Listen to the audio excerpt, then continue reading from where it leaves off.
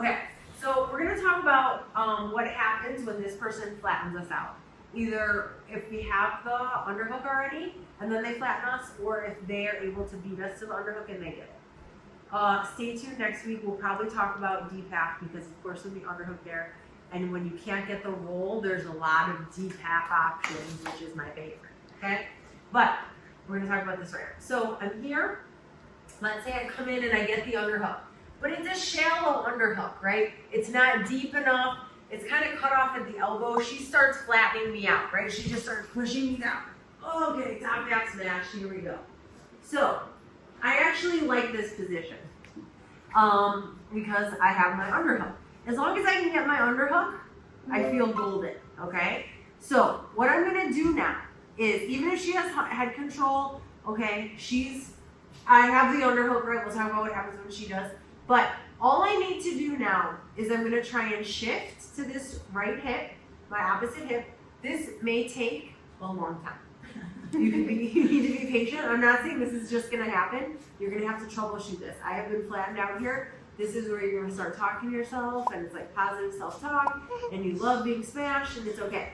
So I need to shift my hip and get to my side, because we don't wanna be flattened out, but I'm also gonna straighten this arm to shoot my underhook up higher, and that's gonna bring her shoulder up higher, okay? Or her arm up higher. So as I start moving around, right, I'm trying to like shift, boom, boom, boom. See how I use that? I straighten my arm, and now her arm is on top of my shoulder where I like it. Okay, I can reach, she doesn't like it. I'm on my side fully like a wall. Okay, I can reach for the hip.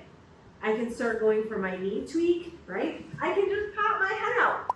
Guys, sometimes you don't even need to use the shove. If there's space, I'm just gonna go out the back door, right?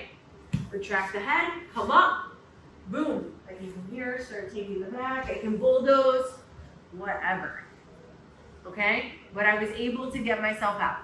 That's a woo-sound moment. You've got to be patient. If Jess beats me, right, and she starts getting the underhook and head control, right? Same thing, this sucks. She's putting on shoulder pressure. I'm like, oh my God. So here, I just have to kind of like finagle, okay? That's really it, the most technical term. But I'm really trying to get back and forth on my hips, right? Trying to like create space. Getting that arm underneath, okay? Once I'm here, sometimes I'll even like clasp my hands or gable grip, but I'm trying to like hoist myself as I get to my hip. And that could be in stages. I might not get there all in one move, okay?